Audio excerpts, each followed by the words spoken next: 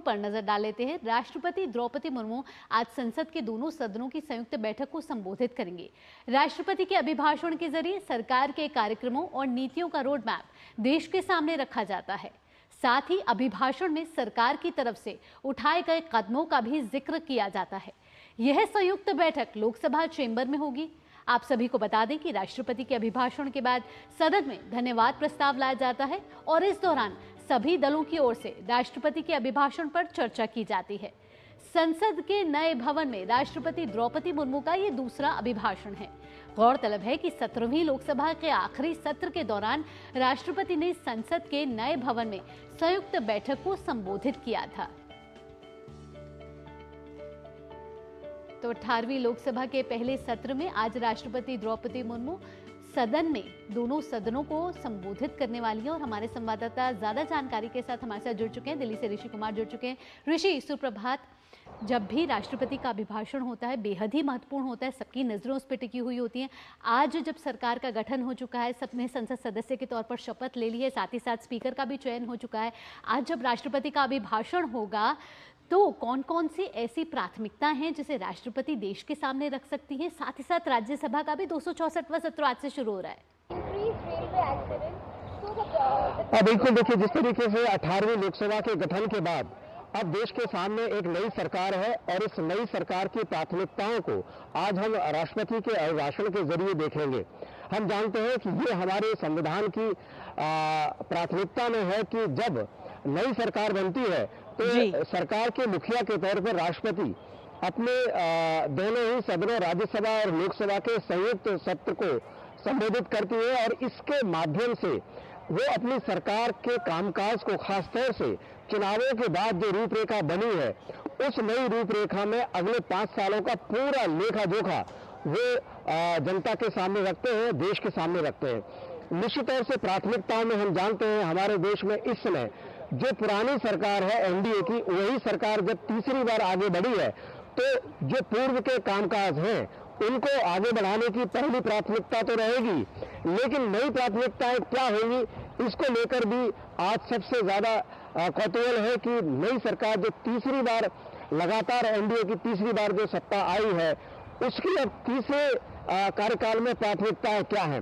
निश्चित तौर से जनता का कल्याण, विकास और जो गरीबी और विकास के पायदान पर सबसे पीछे है उसको देश की मुख्य धारा में शामिल करने और मुल्क को एक विकसित राष्ट्र बनाने की जो संकल्पना इस दौर में जो रखी गई है उसको कैसे आगे बढ़ाया जाएगा, मुझे लगता है इन सब चीजों को आज राष्ट्रपति के अभिभाषण में हम देख सकते हैं।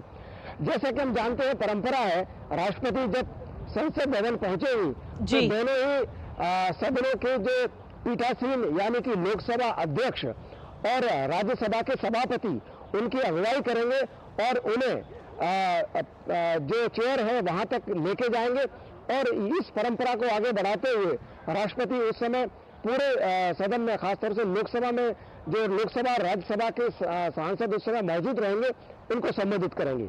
जी ऋषि, अगर देखा जाए तो राष्ट्रपति के अभिभाषण के बाद में दोनों ही सत्र भी शुरू हो जाएंगे, राज्यसभा और लोकसभा का। तो अगर ऐसे में हम आपसे जानना चाहेंगे कि क्या किस तरीके से पूरा आज कामकाज रहेगा, क्या कुछ बिल भी आज पटल पर रखे जाएंगे? देखिए, हम जानते हैं कि ये विशेष सत्र है और इस सत्र में सबसे पहले जो प्रक्रिया अपनाई गई जिसमें कि लोकसभा में जो जीत कर आए उनको शपथ दिलाई गई, उसके बाद हमने देखा कि लोकसभा अध्यक्ष का चुनाव हुआ और जो सबसे महत्वपूर्ण पल जो आज का है जिसमें राष्ट्रपति का अभिभाषण होगा और ये अभिभाषण आज पूरा हो जाएगा और अभिभाषण की जो प्रतियां हैं दोनों ही सदन के पटल पर जब रख दी जाएंगी तो इस पर धन्यवाद प्रस्ताव सदन में लाया जाता है और इस धन्यवाद प्रस्ताव पर चर्चा होती है और राष्ट्रपति के अभिभाषण पर धन्यवाद प्रस्ताव के दौरान जो अलग अलग राजनीतिक दलों के जो सांसद हैं अपनी बातें बेबाकी के साथ रखते हैं। खासतौर से विपक्ष के पास इस अवसर पर मौका होता है कि वो अपनी बात को खुले मन से रखे, तो वही सरकार भी अपने लेखा जोखा को राष्ट्रपति के अभिभाषण पर आगे बढ़ाती है। और जहां तक विधेयकों की बात करें तो अभी इस सरकार ने किसी भी तरीके के विधेयक का एजेंडा प्रस्तुत नहीं किया है क्योंकि विशेष सत्र है। मुझे लगता है अगला जो सत्र होगा जो कि बजट सत्र होगा और बजट सत्र के दौरान ही तमाम जो विधायी कार्य हैं उनकी सूची हमें प्राप्त होगी। लेकिन अभी जो एजेंडा है उसमें राष्ट्रपति के अभिभाषण पर चर्चा और इस चर्चा का जवाब देश के प्रधानमंत्री पहले लोकसभा में और फिर राज्यसभा में देंगे। जी चलिए, बहुत बहुत शुक्रिया ऋषि, तमाम जानकारी और अपडेट्स हमारे साथ साझा करने के लिए। आपसे इस खबर पर आगे भी ताज़ा अपडेट हम लेंगे। चलिए अब बढ़ते हैं अगली खबर की ओर।